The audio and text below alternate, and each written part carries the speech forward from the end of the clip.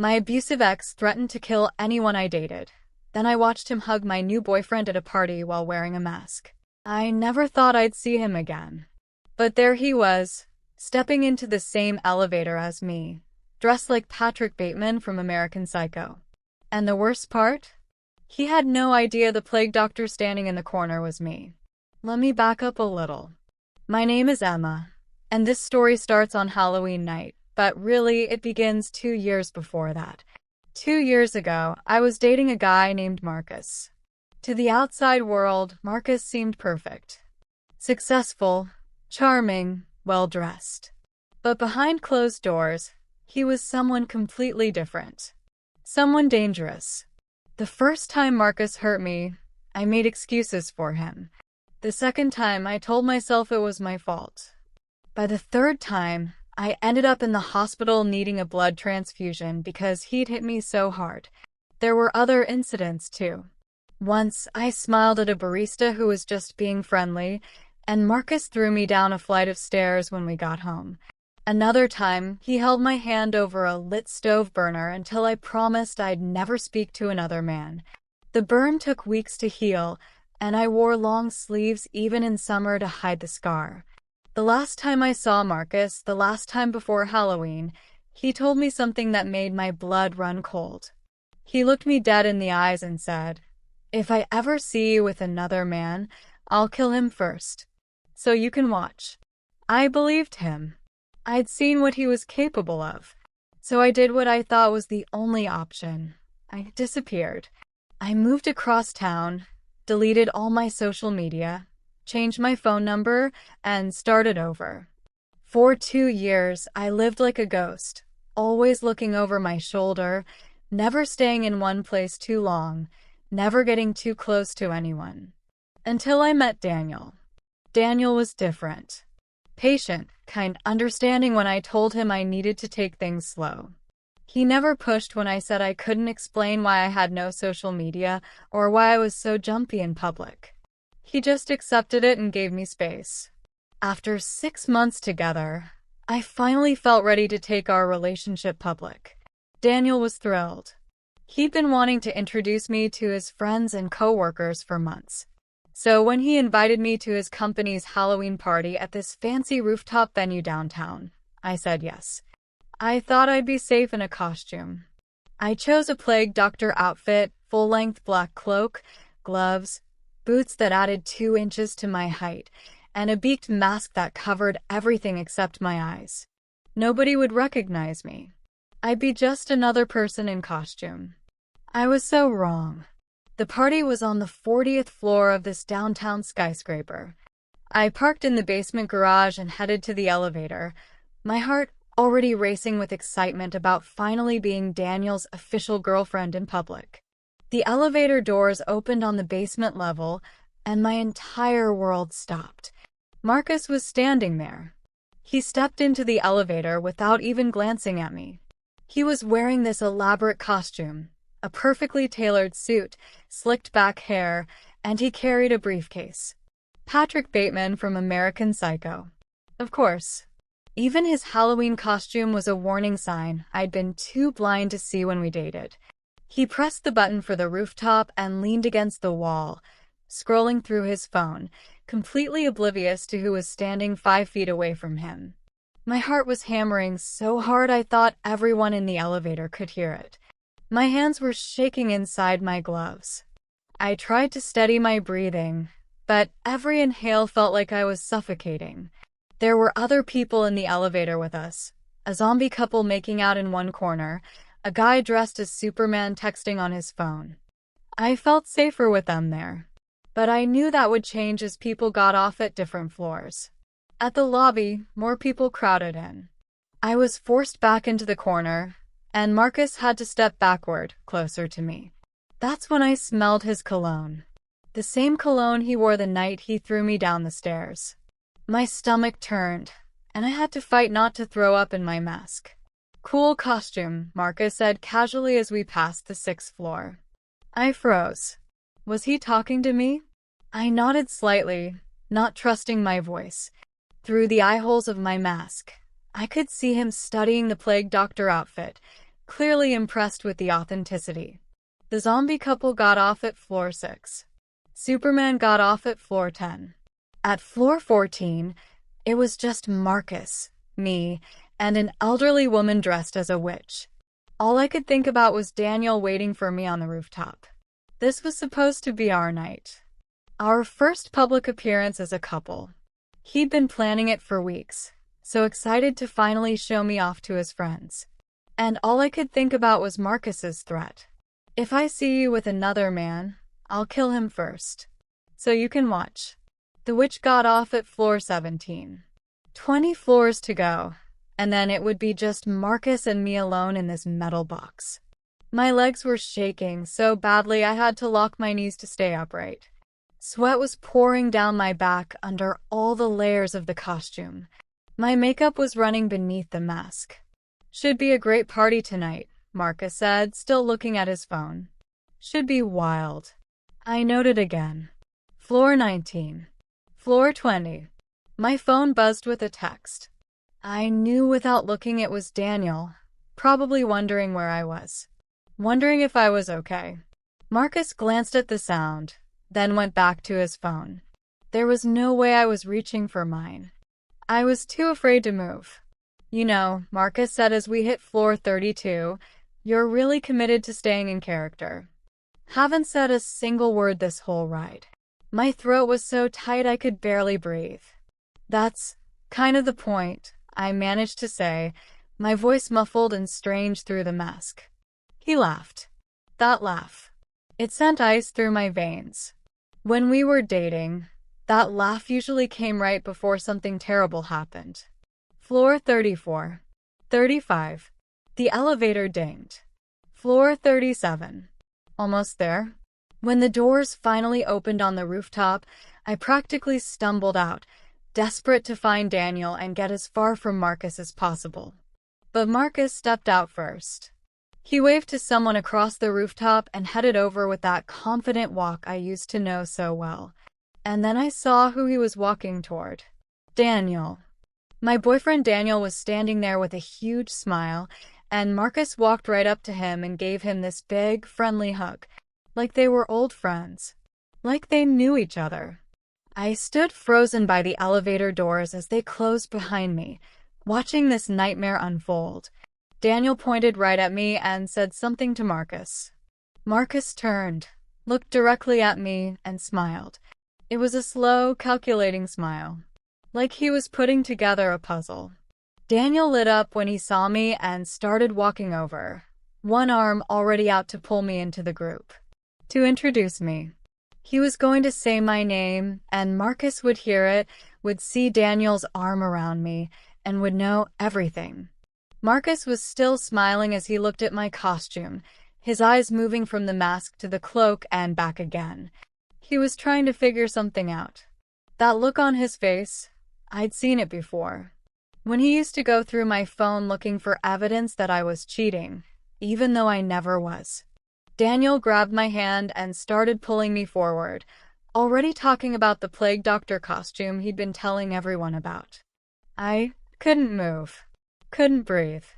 I was watching this nightmare play out in slow motion while party music played and people laughed like nothing was wrong. Marcus stepped closer, and I could smell his cologne again. I could see that look on his face. The one he got right before he decided someone needed to be taught a lesson. My fingers dug into Daniel's shirt as I yanked him backward with all my strength, almost knocking him over. We need to talk, I said through the mask, my voice strained and desperate. Right now. Daniel looked confused, but I was already pulling him away from Marcus, toward the far side of the rooftop. I glanced back once and saw Marcus watching us. He had a different smile now, like he was solving a riddle and enjoying it way too much. Emma, what's wrong? Daniel asked, but I couldn't answer. My throat had closed up completely, and all I could think about was getting away from Marcus before he figured it out. I pulled Daniel behind a large heating unit on the side of the building, out of Marcus's line of sight. My hands were shaking so badly I had to grab Daniel's shirt just to stay standing. The guy you were just hugging, I said, my voice coming out desperate even through the mask. How do you know him? Where did you meet him? Daniel looked even more confused. That's Marcus. He works with me. He's been helping Tom with this huge client project. We've gotten pretty close over the last few months, actually. He's a great guy. Dedicated, successful. We grab drinks sometimes after late meetings. Why? What's going on? Every word hit me like a physical blow. This wasn't random. This wasn't just Marcus showing up at the same party. He was part of Daniel's professional world, connected to Tom. I couldn't just avoid him. We have to go, I said, reaching up to adjust my mask with trembling fingers. Right now. I'll explain everything, but we need to leave. Daniel must have seen something in my eyes through the mask holes because he nodded and started leading me toward the main elevators. I grabbed his arm and pulled him back. If Marcus saw us leaving together, saw Daniel's arm around me, he'd figure out who I was. The fire escape, I said, pointing to a service entrance on the opposite side of the rooftop from where Marcus was standing. We go that way. We moved as quickly as we could without running, my head down, staying in the shadows. A couple dressed as vampires nearly ran into us coming around a corner, and I jumped backward against Daniel, so hard he stumbled. He tightened his grip on my hand. I think he was starting to understand that something was very, very wrong. At the service entrance, I pushed through the heavy door, and it clanged shut behind us with a sound that echoed through the concrete stairwell. I leaned against the cold wall, my body shaking, my heart pounding so hard it hurt. Daniel stood there, clearly troubled, but patient, waiting for me to explain. Party music thumped through the walls. I could hear people laughing on the other side of the door. All those normal Halloween sounds felt wrong compared to the terror coursing through me. My legs felt weak. I had to lock my knees again to stay upright. Sweat was pouring down my face, making my makeup run even more under the mask. Emma, Daniel said softly, please tell me what's happening. I reached up with shaking hands and slowly lifted the mask off my face. The cool air hit my sweaty skin. I knew I looked terrible. Makeup streaked down my cheeks, eyes wild with fear. Daniel stared at my face, trying to understand what had me so terrified. Marcus, I said, my voice breaking. Marcus is my ex. The one I never told you about. The one who put me in the hospital. The one who threatened to kill anyone I dated after him. I watched Daniel's expression change as he processed what I was saying. Confusion. Shock. Anger. Disbelief. The blood transfusion you mentioned once, he said slowly. That was him. I nodded. He threw me down a flight of stairs because I smiled at a barista. He held my hand over a stove burner until I swore I'd never talk to another man. The last time I saw him, he told me he'd kill any man I dated. He said he'd make me watch. Daniel opened his mouth, and I knew he was about to say he was going up there to confront Marcus right now. I grabbed his shirt with both hands and pulled him closer. You can't. You don't understand. Marcus isn't just an angry ex. He's dangerous in ways you can't imagine. If you confront him, it will only make things worse. Before Daniel could respond, we heard footsteps coming down the stairs from above. Heavy boots on concrete. A security guard came around the corner and stopped when he saw us. He reached for the radio on his belt like he was about to call for backup. Is everything okay here? He asked, looking from my face to Daniel's to the plague doctor mask I was holding. Daniel quickly said I wasn't feeling well and we were leaving. His voice was steady even though his hand on my arm was trembling. The security guard, his name tag said Jordan, looked at us for another moment. Then he said, let me take you to the service elevator so you can avoid the party crowd. Jordan's kindness made my throat tighten. I was so used to handling everything alone. Thank you, I managed to say. He led us through a back hallway I hadn't even noticed. Concrete walls, exposed pipes, the guts of the building that guests weren't supposed to see. We passed a small window that looked out onto the rooftop. I made the mistake of glancing through it. Marcus was standing near the elevator doors with his phone out, scanning the crowd, looking for someone. My stomach dropped. Daniel saw him too, and his hand pressed tighter against my back. Jordan noticed we'd stopped and came back. "You need a minute?" I forced myself to keep moving. Staring at Marcus through the glass wasn't helping anything. In the service elevator, Jordan pulled out a business card and handed it to me. "Call building security if you need anything. I'm going to make a note about tonight in case there are any issues." My hands were shaking so badly I almost dropped the card. After Jordan let us out in the parking garage, I walked to my car on legs that felt like they might give out at any second. Daniel asked if he could follow me home, but I told him I needed to think. I needed to be alone tonight. In my car, I tried to put the key in the ignition, but my hands were shaking too much. I had to close my eyes and do the breathing exercises my old therapist taught me. Count to 4 on the inhale, 6 on the exhale. Over and over until my hands steadied enough to start the car. Daniel texted asking if I'd made it to my car safely. I told him I needed space tonight, but I'd be okay. I wasn't okay. I drove out of the parking garage and checked my rearview mirror every few seconds, convinced every car behind me was Marcus, even though I knew he was still upstairs at the party. I gripped the steering wheel so hard my knuckles turned white. Every few minutes, I had to remind myself to breathe because my chest would get so tight. I took random turns, doubled back, made the drive home take twice as long just to make sure no one was following me. When I finally pulled into my apartment building's parking lot, I sat there for 5 full minutes, checking every car to make sure no one had followed me in. Then I ran to my building's door and up the stairs because I couldn't handle another elevator. Inside my apartment, with all the locks and chains secured, I immediately checked my phone to make sure location services were off. My social media accounts were still deleted like they had been for 2 years. I changed all my passwords, email, banking, streaming services, grocery delivery apps. Going through my Marcus safety checklist, the concrete tasks I'd created 2 years ago. Turning on 2-factor authentication for everything that didn't already have it. The work steadied my hands a little. Made me feel like I was doing something instead of just being afraid. I stared at Daniel's number for a long time.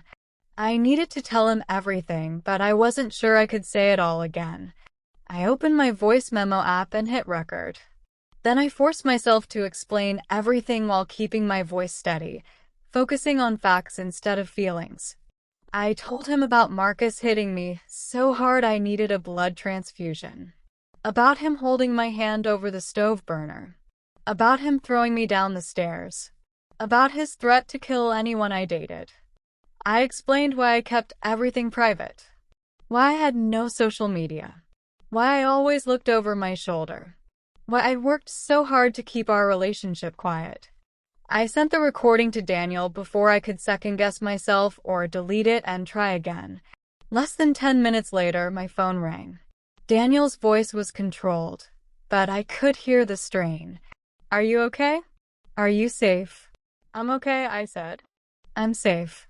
I'm locked in my apartment with all my security measures in place." There was a long pause. Then he said he felt sick that he'd introduced me to Marcus without knowing. That he'd been friends with someone who'd hurt me so badly. I told him he couldn't have known. That's why I'd kept my past so hidden. "What do you need right now?" he asked. "I don't know," I admitted. "But I think we need to consider going to the police." Another long pause. That would mean filing a report. A formal investigation. I explained that Marcus was never charged because I'd run instead. I'd been too scared to face him in court.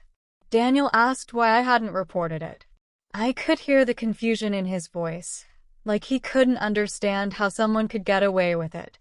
I tried to explain that reporting abuse isn't easy, that I'd been isolated and terrified, that going to the police felt like it would only make Marcus angrier and more dangerous.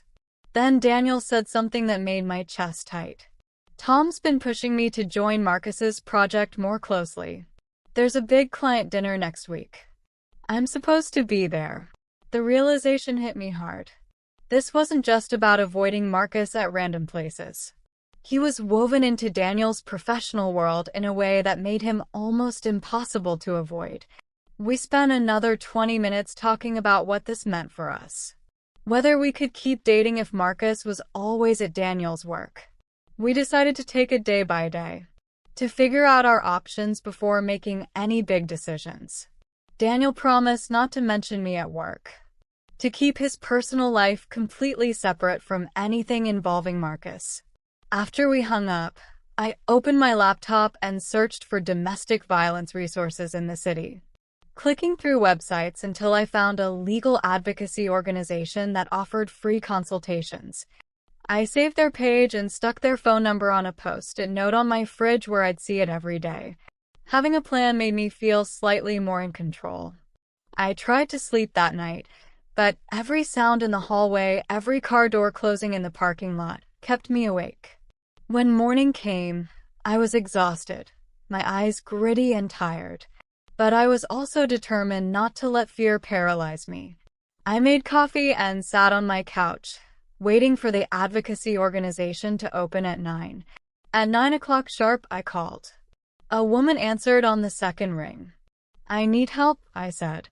"My ex is dangerous, and he's back in my life. I don't know what to do." Her voice was kind, professional. She asked me a few basic questions and scheduled a consultation for later that week. I set 3 reminder notifications on my phone calendar. Mid-morning, Daniel texted. Marcus had asked Tom about the girl in the plague doctor costume at the party. Tom told him it was his cousin visiting from out of town. That bought me maybe 5 seconds of relief before Daniel added that Marcus seemed genuinely interested. Kept asking what the cousin looked like. If she was single. I read that text 3 times, my hands starting to shake again. Marcus was actively trying to figure out if the plague doctor was me. I spent the next hour checking every window lock and door chain in my apartment twice. The worst part? Marcus knew my general area. He used to drop me off near here when we were dating, back when I didn't have a car and relied on him for everything. I'd never told him my exact building or apartment number, but he knew I was somewhere in these few blocks. That was way too close. At work, I was useless. Couldn't focus for more than a few minutes before my mind would drift back to Marcus. My coworker Sarah asked if I was okay. I blamed it on insomnia and too much caffeine. But really, I kept watching the door, half expecting Marcus to walk through it. At lunch, I went to my car to eat. That's when I saw it. A black car idling across the parking lot. Just sitting there with the engine running. I watched it for 10 minutes while I ate my sandwich. The car didn't move. My hands were shaking so badly I had to take 4 pictures before I got a clear shot of the license plate. I started a new document on my phone. Titled it Evidence Log. Entered the date, time, location, license plate number, and a description of what I could see of the driver through the tinted windows. I felt paranoid. I felt crazy. But it also felt necessary. Like I was building a case, even though I didn't know for what. That night, I couldn't turn off my apartment lights. I slept with my phone charged on the pillow next to me, and I put a knife back under my mattress where it had been for 2 years before I met Daniel. I hated being afraid again. One elevator ride had shattered the fragile sense of safety I'd been building. The next morning, I had my consultation with Sophie at the advocacy center. She was in her mid-30s, wearing jeans and a sweater instead of the professional business clothes I'd expected. She took me to a small office with a window and closed the door. Then she sat across from me with a notepad and just waited, letting me choose where to start. I started with Halloween night, the elevator. Then I went backward, explaining why seeing Marcus was so terrible. When I got to Marcus's threat to hurt anyone I dated, Sophie underlined it twice in her notes. After I finished, she looked up and said what I was describing was a clear pattern of domestic violence. That courts took threats like Marcus's very seriously. Hearing her say it so calmly, so professionally, made it feel more real. Like my fear wasn't just paranoia. Sophie pulled out a thick binder and started explaining. I needed to document everything. Even the rooftop encounter counted as contact, even though Marcus didn't know it was me. She told me to report the threat and the suspicious car to the police. Even if nothing came of it right now, it would start creating an official record that could matter later. She gave me the police station address and the name of an officer who was good with these cases. We spent almost an hour going over a safety plan, my daily routines, where I was vulnerable, emergency contacts, escape routes, how to document events. When I left her office, I was clutching that binder to my chest like it was armor. For the first time since the elevator, I felt like I was taking action instead of just hiding. I drove straight to the police station from Sophie's office. Didn't let myself go home first because I knew I'd lose my nerve. The station was busy. I waited 20 minutes in a hard plastic chair before an officer called my name. Officer Rebecca Lane introduced herself and led me to a small private room. I told her everything. About Marcus, the threats, the Halloween encounter, the suspicious car in my work parking lot. She took notes, asked for specific dates and times, asked if I had any evidence. I showed her the picture of the license plate, explained about the rooftop encounter. When I repeated Marcus's threat, "I'll kill him first so you can watch," Officer Rebecca Lane stopped writing and looked up at me. "Can you repeat that exactly?" she asked. I did. She wrote down every word. She asked if anyone else had heard him make that threat. I had to tell her it was just us, alone in his apartment. Officer Rebecca Lane explained that without proof Marcus was in that rental car, or that he knew my address, there wasn't much they could do immediately. But she gave me her direct number on the back of her card. Told me to call if anything else happened. Even small things. She also said she'd filed a report. That it would help us take action quickly if Marcus did anything else. That evening, Daniel called. He sounded more stressed than usual. Tom had mentioned that Marcus was being considered for a promotion. More client-facing responsibilities. Higher pay. Sitting on Ava's couch. I'd moved there for safety. I felt sick reading those words. It felt unfair that Marcus's career was improving while I was displaced from my apartment and afraid to go anywhere alone. The anger was so intense that I decided right then I was filing for a protection order, regardless of what it might mean for Daniel's job. Over the next few days, I gathered everything. Jordan from building security sent me a formal incident report about finding me distressed in the stairwell. Officer Rebecca Lane added notes about the rental car to my file. Sophie helped me organize it all into a clear timeline. When I finally went to court to file for the protection order, my evidence folder was so thick it barely closed. The clerk set a hearing date 10 days out. "Can I get protection sooner?" I asked. "If the judge thinks there's urgent danger?" She explained I could file for an emergency temporary order. Sent me to another waiting room. I waited over 2 hours. When my name was finally called, a judge reviewed my documents. She asked why I needed emergency protection. I went through it all again. The blood transfusion, the stove burner, the death threat, the Halloween encounter, the flowers that appeared at my door with no card, the rental car, the email with a photo of my work building. The judge looked through every page of my evidence folder, read every photo and statement. Then she looked at me and said the emergency temporary order was granted, effective immediately. Marcus would be served with papers telling him to stay away from me. Any contact could result in his arrest. The relief was almost physical, but it came with fear about how Marcus would react. 2 days later, Officer Rebecca Lane arranged for Marcus to be served at his gym during his morning workout. I spent that day at Ava's apartment, barely functional, checking my phone every few minutes. Around noon, Officer Rebecca Lane texted. The service was complete. Marcus had taken the papers without incident. But the deputy said Marcus read them quietly. Very still. That night, I got a notification from an old social media account I'd forgotten existed. A message from a generic profile with no photo. This is a mistake. You know it. I screenshot it. Reported the account. Sent everything to Officer Rebecca Lane. She called immediately. Confirmed that Marcus had been clearly warned not to contact me. This violated the temporary order. She said she'd document the violation. That it would go in the file for the full hearing. That Marcus could be arrested if he contacted me again. The next afternoon, Ava came home rattled. She'd seen Marcus, or someone who looked like him, across the street from her building. She'd called the police right away.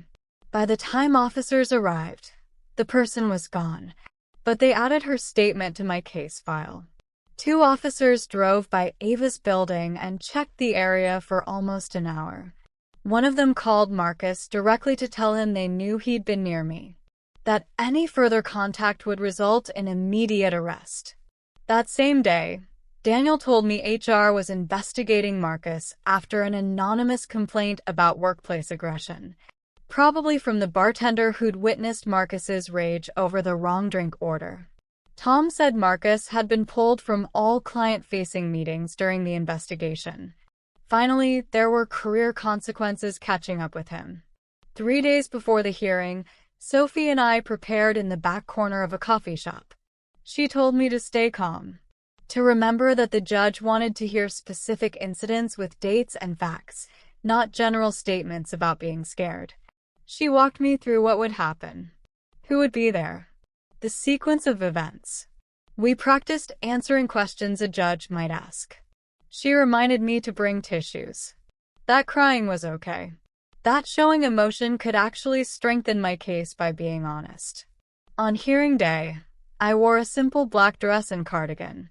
I brought my entire evidence folder, color-coded and organized chronologically. Sophie met me in the courthouse hallway. We sat on a bench reviewing my statement, highlighting key points. When my case was called, Sophie held my hand as I started shaking. She walked me into the courtroom. Marcus sat at a table with his lawyer. I kept my eyes on the judge's face, refusing to look at him even though I could feel him watching me. The judge asked me to explain the abuse history. I described it all. The blood transfusion from 2 years ago. The stove burner. The death threat. The Halloween encounter. The flowers. The emails. Ava seeing someone matching his description outside her building. My voice was stronger than I expected, even though my fists were clenched so tight under the table that my nails dug into my palms. When I finished, the judge asked Marcus's lawyer to respond. He talked about misunderstandings and coincidences. How the rooftop encounter was just awkward socializing. How the flowers could have been from anyone. The judge interrupted him. The pattern of behavior is clear and troubling, she said. She extended the protection order for 1 year. Marcus couldn't contact me directly or indirectly. Couldn't come within 500 feet of my home or work. Couldn't ask anyone I knew about me. The relief made me dizzy. Court security told Marcus and his lawyer to leave through a different exit to avoid crossing paths in the hallway. Marcus stood up, walked toward a side door with his lawyer. The door closed behind them. My legs gave out. I sat down hard on the nearest bench. Sophie put her hand on my shoulder. You did really well in there.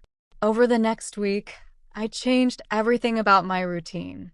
Arrived and left work at random times instead of following a schedule. Joined a new gym across town. Switched coffee shops.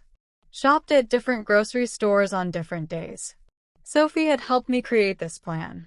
Moving unpredictably, so no one could follow a pattern. Each change made me feel more in control. Daniel and I had a long conversation about our relationship. We agreed to take things slowly. To be completely honest about any Marcus-related contacts or overlaps. We created a simple agreement. Neither of us would keep Marcus-related secrets, even if they seemed small. Those details could keep me safe. That night, I slept for 8 hours straight at Ava's apartment. First time since Halloween. Woke up feeling almost normal. The next day, Ava came with me back to my apartment. We did a full safety check. Tested the new locks that had been installed. Made sure the hallway security camera was recording properly. We placed pepper spray near the door and on my bedside table. Walking back into my space felt like reclaiming something Marcus had tried to take. Daniel texted that afternoon. Marcus's HR suspension had been extended. The big project Marcus was leading had been completely reassigned. Officer Rebecca Lane called to check in. Asked if Marcus had violated the protection order since the hearing. Gave me her number again in case anything happened. Sophie referred me to a domestic violence trauma therapist. I scheduled my intake for the following week. Having professional support for the long healing process ahead made the future feel less daunting. My new nighttime routine included making tea and reading for an hour before bed. It made me feel safe and grounded. I still checked the door lock. Still glanced at the security camera feed on my phone. But calmly now. Not panicking. I moved the knife from under my mattress back to the kitchen drawer where it belonged. I still heard every sound in the hallway, but I didn't jump anymore. I could distinguish my neighbors coming home from work, kids running around in the apartment above me. Normal sounds didn't send me into panic mode anymore. The protection order was working. I didn't need to keep obsessively adding to the evidence folder on my desk. Daniel texted asking how I was doing. I told him I was okay, that I felt safe again for the first time in years. I opened the evidence document on my laptop one last time and typed the final entry. Noted that the protection order was active. That my support network was strong. That my boundaries were clear. I listed my resources: Sophie's office and emergency line, Officer Rebecca Lane's cell for day or night calls, Daniel's informed partnership, Jordan from building security, Ava's question-free zone. I saved it and backed it up 3 times. This documentation could protect me if Marcus tried anything. I closed the laptop and looked around my apartment. Really looked at it. The new locks and security measures made it feel like mine again. Not a hiding place. Home. I took out my Halloween plague doctor costume from the closet. The long black cloak and beaked mask that had hidden me so well that night. I folded everything neatly and put it in a storage box. Sealed it with tape. Placed it in the back of my closet behind my winter jackets. Throwing it away felt like denying what happened. But keeping it visible felt like living in fear. This felt like a middle ground. Acknowledging it without letting it control me. I still feel fear when I think about Marcus. The elevator encounter will probably always make my heart race when I remember it. But fear doesn't guide my decisions anymore. It doesn't lock me in my apartment. It doesn't make me panic at every sound. I'm learning to be cautious without letting it paralyze me. I'm learning to live again. And that feels like winning.